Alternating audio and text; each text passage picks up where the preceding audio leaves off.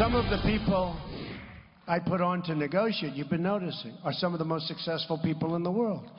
And one newspaper criticized me. Why can't they have people of modest means? Because I want people that made a fortune. Because now they're negotiating with you. Okay? It's no different than a great baseball player or a great golfer.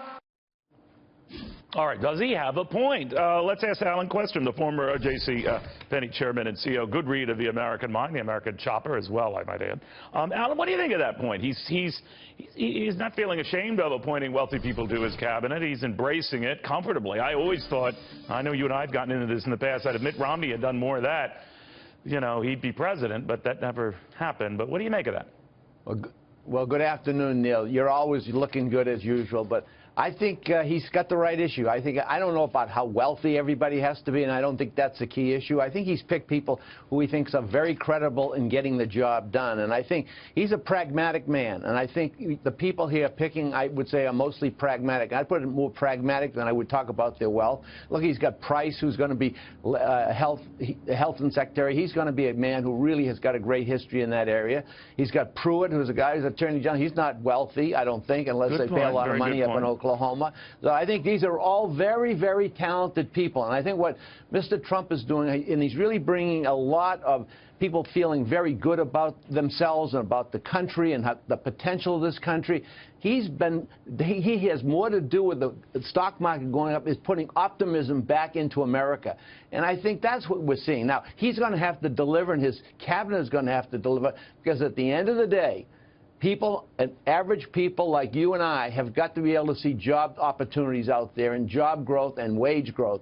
It's not going to come because of labor telling people you have to have a minimum wage. It's going to come because there's more demand for my need, and so they're going to have to raise my wages. And I think that's what I think we're seeing here, is people see a man who really cares about the whole country, and I think he really does love this country. All right, by the way, if you're average people, then I'm an Olympic athlete, but I'll run with that theme. I see where you're going. Neil, you and I came from the same place. We came from working-class families, and we worked our way up the ladder. You are absolutely right, my friend. You know, Alan, but stepping back from that, I'm curious. You know, I have no problem with a cabinet, whether it's a wealthy cabinet or not. I do find it interesting when I explored this issue that the wealthiest cabinet, or the richest one before this, was John Kennedy's, and before his was FDR's. And both didn't get any scrutiny in the press based on their wealth. Neither did John Kennedy on his personal wealth or FDR on his personal wealth. I do know that the last cabinet that got zinged for coming from the upper class was Ronald Reagan. So it might even make me think there's a political bias here. But it's the season, and I'll dispense with that cynicism.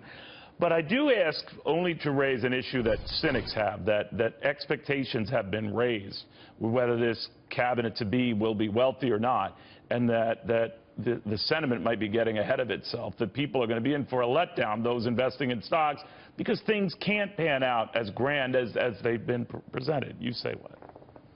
Well, I think we have to look at it. Everything has to be over the long term, and I think the stocks may be reflecting a lot of optimism. Maybe it gets a little too carried away, but I think you have to look at this over 8 years, and does the American economy look better after 8 years, and do people have better jobs? Do they have higher incomes based on their earnings? I think that they're getting ahead of themselves in this respect, like it's going to be instant.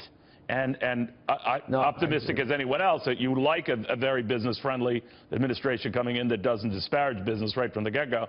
But don't get ahead of yourself, because people can get let down and then get discouraged. You know the drill. No, I agree with that, but I think, at least in my experience working with business, you have to create optimism within your workforce. If they feel good about the business and themselves, they do a very good job. They want to do a good job, and they have to feel like they're part of making it successful, and I think that's what he's trying to create. Creating in America that they have a responsibility and they can make this a better country, not just him. That's interesting. As a retail guy, and you know the heart and mind of the American shopper, we're told by almost all anecdotal evidence that this holiday season, Christmas shopping, is off to a gangbuster start, and we'll see heady advances. Do people buy based on optimism? In other words, have you seen correlations between what you were talking about and them going out to the store and buying Christmas presents? Oh, absolutely. You saw what we had in the Great Recession. You know, we had a downturn in business because people weren't sure where they're going to go, where their jobs, where they're going to have a job. So I also think we've had some nice weather up in the Northeast. It's been cold against warm weather last year. But I believe that there is, by the way, since the election, you know, the day of the election, it dropped 900 points. But then since that time, we've had a 6% gain. So I think people do feel optimistic, and that's why they're buying stock. But they also think the same way when they go into the store. They feel better about their future, so they're willing to spend a little more money on their presents and on themselves. And I think that's a very good time. Now, if we get an inch of snow in New York and up in the Northeast, that would be good, particularly up in Aspen, where I'm going to go skiing. But I think that I think we're going to have a reasonably good Christmas. All right, and the 900 and hopefully beyond. And hopefully beyond. And hopefully beyond. And the 900 points we're referring largely in the futures markets when it looked like Donald Trump was going to shock the world and win this thing, and then the markets did rebound in a big way. While I got you, and it has nothing to do with you, but they're exploring in California, the LA area, whether JCPenney and a host of other retailers were offering price cuts that did not pan out. In other words, that they sold a bill of goods on customers to entice them in when the cuts were not what they were advertised to be. Obviously, you don't know the particulars of that, but I thought I'd bounce that off you. When stuff like that happens, whether it's true or not, and the companies are protesting that this is not the case, do people just say, hey, I heard about this in the news, and I'm not going to go see these guys at the worst time?